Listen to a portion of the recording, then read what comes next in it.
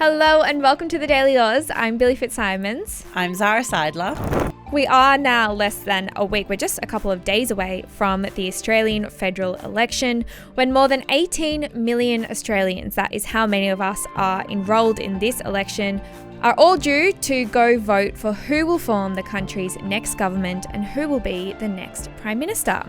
Now, yesterday, Zara, we took the listeners through the major parties, Labor and the Coalition, and on today's episode, we are going to be breaking down the minor parties and independents. I don't ever take our listeners for granted. That's a good lesson in podcasting. So say someone was busy yesterday morning, didn't get around to listening to the TDA podcast. Can you really quickly just explain or recap the political landscape here in Australia? I'm sure they'll go back and listen to yesterday's one. But if you are a little bit too busy, so most seats in Parliament are filled by the two major parties. Like I just said, the Coalition, which is made up of the Liberal Party and the Nationals, and then also Labor. We will put a link to yesterday's episode in the show notes if you do have time. But then we also have minor parties and independents, and they are increasingly popular in Australia. And actually, historical trends show that voters are more and more putting minor parties and independents as their first preference. And we also know that it's especially young people. Yes. So we have seen a trend of more and more young people turning away from the major parties and towards those minor parties and independents. Yeah, and just to give you an idea of how much we have seen this swing kind of away from the major parties. So in 1949, the Labor, Liberal and National parties secured about 96% of the House of Reps' first preference vote. And then at the 2022 election, that was down to just 68%. Fascinating. Of Australians who voted for one of those three parties as their first preference. It's so interesting, but you're right. It has been this real long-term downward trend away from the major parties. So let's talk about where else some of these votes are going. I want to start with minor parties, the biggest of which is the Greens. Yes, and just to go back a step and to explain what minor parties technically are, they are just the parties that have members elected to Parliament, but not enough members to form government or opposition. Yeah. And the most prominent, like you just said, is the Greens. Now, at the 2022 election, they recorded their best ever result, going from 1 to 4 seats in the House of Representatives. What's that, like a 400% increase in your representation? They do have a lot more members, though, in the upper house, in the Senate. Yes. So they traditionally haven't had many seats in the lower house, but they have got a fair few in the upper house. Yeah. And now, yesterday on the podcast, I explained the political spectrum of the left and the right. Yeah. The Greens are on the left of that political spectrum, so they're considered quite a bit more left than Labor, and they are known for their socially progressive policies. Now, in terms of policies they are taking to this election, they're proposing to freeze rent increases for 2 years. So that means every single person who's paying rent across Australia wouldn't see an increase in their rent over the next 2 years. They are also wanting to stop all new coal and gas projects, and they're also proposing to wipe all student debts and to make university and TAFE free for all students in Australia. Those are some fairly wide-ranging and diverse policy perspectives that the Greens are putting forward. And because they're a minor party, they're not the government, they're not the opposition, they do have less capacity to pass those bills through Parliament. But there are certain situations where those policies become more significant than they otherwise would have. And that's when the Greens hold negotiating power. Yes, and they are quite explicit that their aim is for there to be a minority government. So to explain what that means, if no party wins a majority in the House of Representatives, where the government is formed, then the party with the most votes need to negotiate with minor parties or independents to form a minority government. Yeah. And like I said, that is exactly what the Greens want. They want there to be a hung parliament, and more specifically, they want Labor to be the party that is needing to negotiate to form a minority government, because history would tell us that they are the party more likely to work with the Greens to form government. Though Anthony Albanese, when asked in the last leaders debate, very explicitly ruled out doing that. Yeah, I think throughout this entire campaign, he has, I feel like every single day he's been asked if he would do do a deal with the Greens. Yeah. And he has been so explicit Yeah. and very, not mincing any words when he has no said grey area there. No, he has said no time and time again. But I guess people are asking, because it did happen relatively recently. In our lifetime, at least. In our lifetime, it happened in 2010 under the leadership of Julia Gillard. Now, to just go back to the policies I was talking about, it's under a minority government that the Greens would be most likely to get one of these policies through Parliament. And that's because in exchange for their support of the government, they could then ask the government to support at least one of their policies. Yeah, so it's this kind of horse trading agreement where the Greens would say, we'll support you if you support this, for example. And I think, just to be really clear, the reason why the Greens would be wanting that sort of arrangement is because it is unlikely, if not impossible, for them to become the formal opposition right now. Yes. In Australia's two-party system. This is kind of my Roman Empire, because you think... It's very Gen Z of you. Yes. But in theory, I'm not just talking about the Greens, but any minor party, maybe not at this election, but in 50 years and 100 years, could one of these minor parties then actually become one of the major parties and form government? I mean, that could absolutely happen. We've seen, especially across Europe, there is now this real coalition of completely diverse, mismatched minor parties that somehow get across the line to form government. What we're saying, though, is that at this election, to go from the 4 seats that the Greens currently hold to perhaps 76. the 76 that is needed to form government seems like a bit of a stretch. Yes. But there is nothing stopping them in our electoral laws or otherwise from forming government or forming the opposition. Yeah. The Greens are the biggest minor party in our system, but they are not the only minor party that exists in our parliament. Can you talk me through a few of the other minor parties? Yeah, another one is One Nation. Now, if you haven't heard of One Nation, you probably have heard of their leader, who is Pauline Hanson. Yep.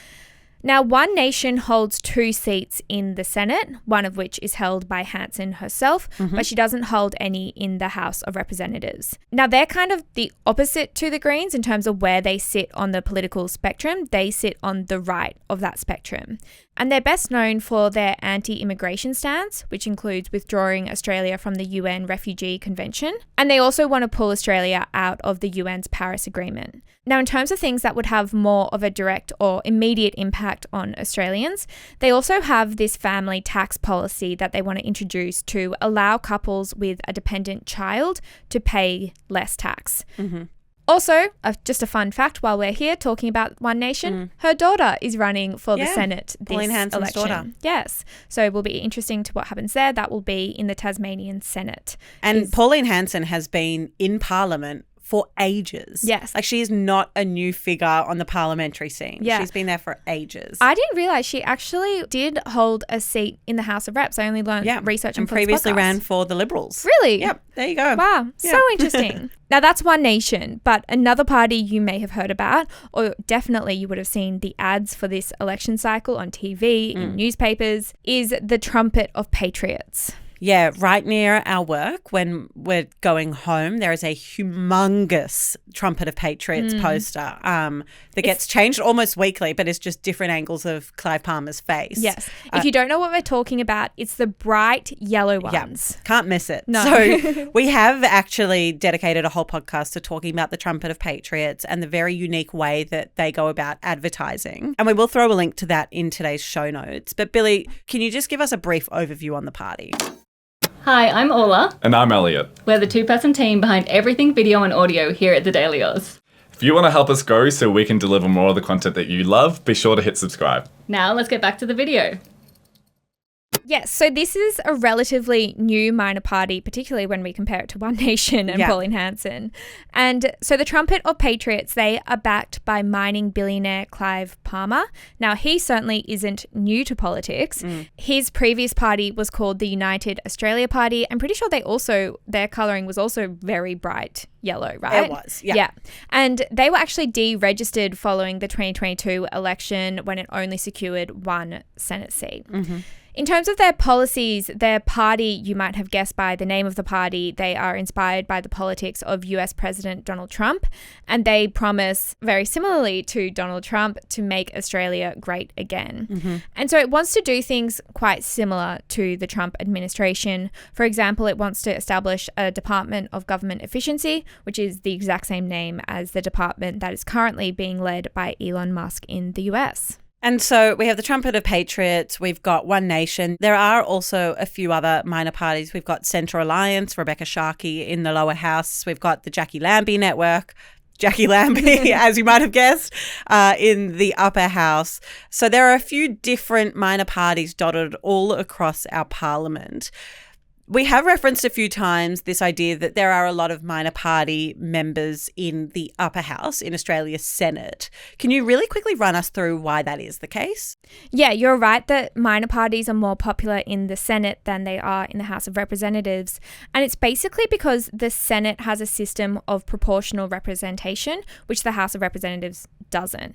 And that system of proportional representation makes it much easier for smaller parties to be elected. Yeah. And that's just because the threshold to be elected is much lower in the Senate than it is in the House of Reps. So in the House of Reps, you need 50% of the vote after preferences are counted to be elected. But in the Senate, you only need about 14 to 15% to be elected. So basically, it's just like a lower bar of entry. Yeah, it's super interesting understanding the different ways that people are elected to the Senate and then comparatively to the House of Reps.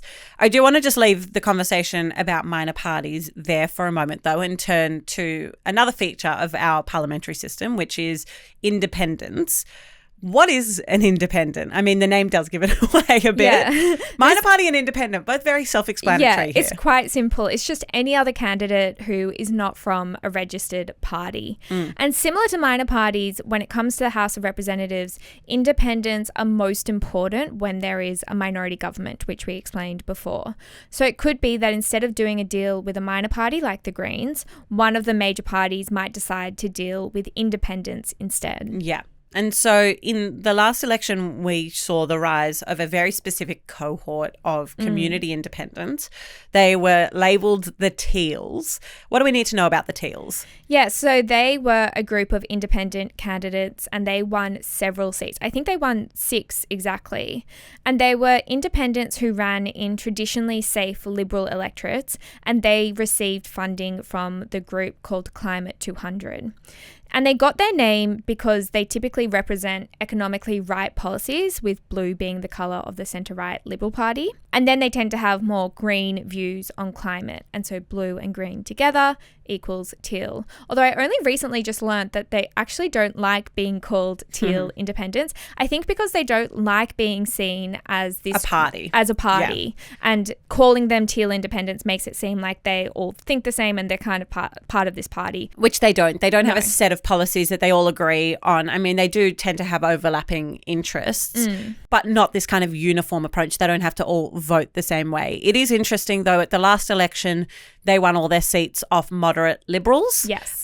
This time around, I understand that some of the community independents are running against Labor members. Yeah. So there does seem to be a bit of a change there. Yes, at the moment, we are obviously doing so much coverage on this, and I was surprised to see how many teal independents there are in traditionally safe Labor seats. Yeah, and another feature of them, at least at the last election, was that the vast majority were women who ran in those seats. Again, I think now there's a bit more of a gender split because that was of the moment. At that time, there were some concerns in the community about the representation of women, but this time we will see more men running as those community independents. And one of the most high-profile races last election was in the Melbourne seat of Kooyong, when Teal independent Dr. Monique Ryan beat then-Treasurer Josh Frydenberg.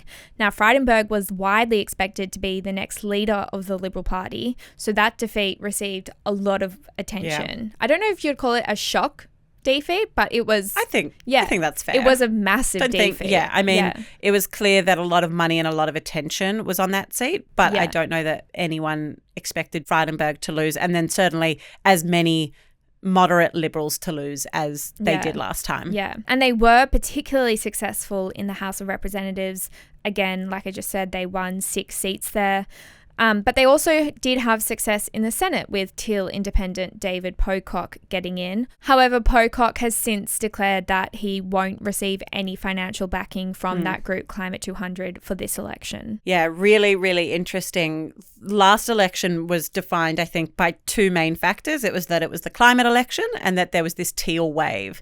What we will see happen this election, no one really knows whether that can be repeated again for the Teals or if that was kind of a one-time thing that was a response to the moment and the time that we were in. Will be fascinating to see what happens, and it will all go down on Saturday. We'll be here. We can't wait. Anyway, Billi, thank you so much for taking us through the minor parties and the independence, of course, of specific interest to young people as we see more and more young people turning away from the major parties. That wraps up another episode of Politics 101 with the Daily Aus. See you later.